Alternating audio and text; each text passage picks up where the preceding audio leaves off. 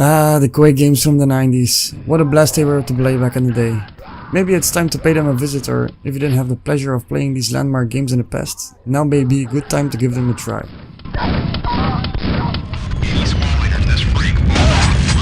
Playing these older games on modern machines and modern monitors can be a bit off-putting. The graphics are, after all, over 2 decades old and it shows. But luckily these games have some very dedicated communities. And today I'm here to show you how these games can best be enjoyed on the gaming rigs of today. Because after all, the core games are still a lot of fun, and with a lick of paint on the hood, these games today are as enjoyable as they were over 20 years ago. Let's take a look at what these communities have been able to accomplish in the last few years.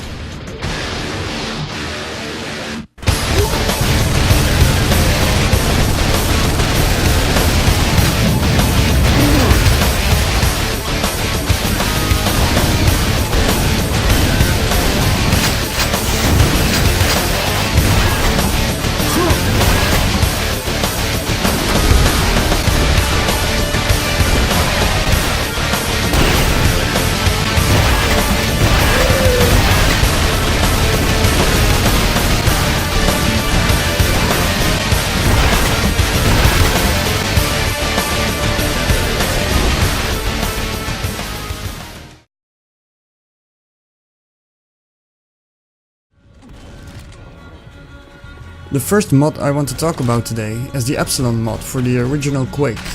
This mod is actually a compilation of all different mods bundled together with the shareware version of Quake, so even if you don't own a copy of Quake yourself, shame on you, you can still enjoy the first episode with the new graphics completely free. And if you're ready to move on, just open up the Epsilon readme text file in the folder of the mod to get instructions on how to get the complete game to work with this mod. Not much of a hassle, it took me less than 2 minutes actually.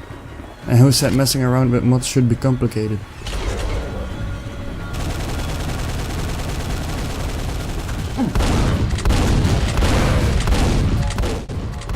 The creator even included a few extra downloads on his site, so the mod also works with all expansion packs of Quake. Talk about dedication. The mod itself only changes the graphics of the game, none of the gameplay, which is the way I like it. It adds a bunch of new stuff like support for modern resolutions, bump maps, advanced lighting, new HD textures along with new explosion, blood and flame effects and a bunch of other stuff. And the result is this. Anyone thought the old Quake game could look as good as this? But that's not all. They even added in some new HD sounds for the environment, weapons, enemies and so on. And on top of that, they added in their own soundtrack. Maybe you noticed already that if you buy the game on Steam there is no music playing in the game. That's because when the game originally released, the music was played straight from the CD. And now that mod adds in its own soundtrack. I do have to say, I'm not disliking it. It's moody and atmospheric, and if you prefer you can always download the original 9 Inch Nails soundtrack from the Interspeedway net and add it into your game as well. Overall, this is one of the best ways to experience the original Quake today. The mod improves the graphics substantially, but keeps the core game intact.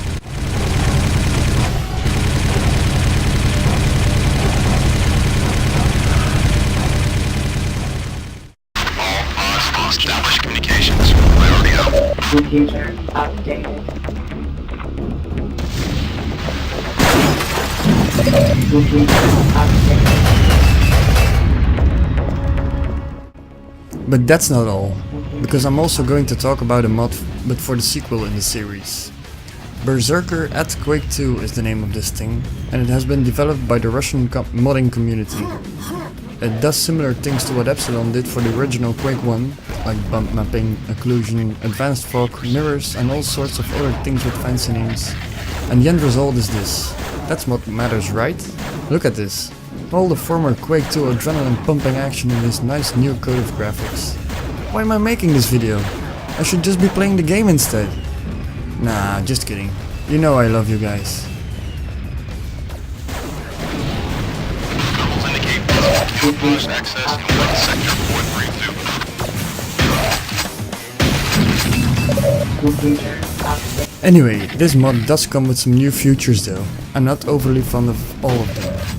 The game is a lot darker than before, but that's good because it fits the atmosphere quite nicely, and they add this flashlight feature when things get too dark. But he also added some sort of predator feature where random enemies will be transparent throughout the game. The first time I came across it, it was a bit confusing, because it wasn't in the original game.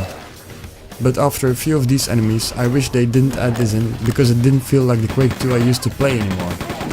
If only they added in an option and the options menus where you can optionalize to opt out of these features, it would be fine, but instead you have to go mess around in some of the config files. And who wants to do that? It took me some time to turn these settings off, but after it was done, I was quite happy playing this.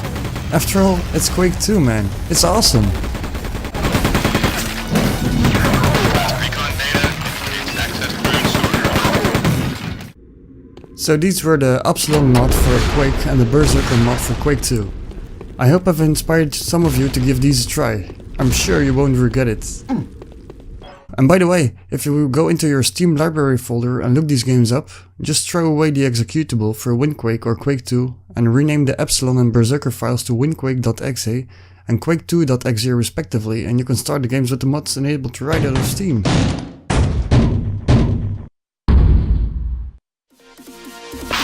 pods lost established communications. Priority up. User updated.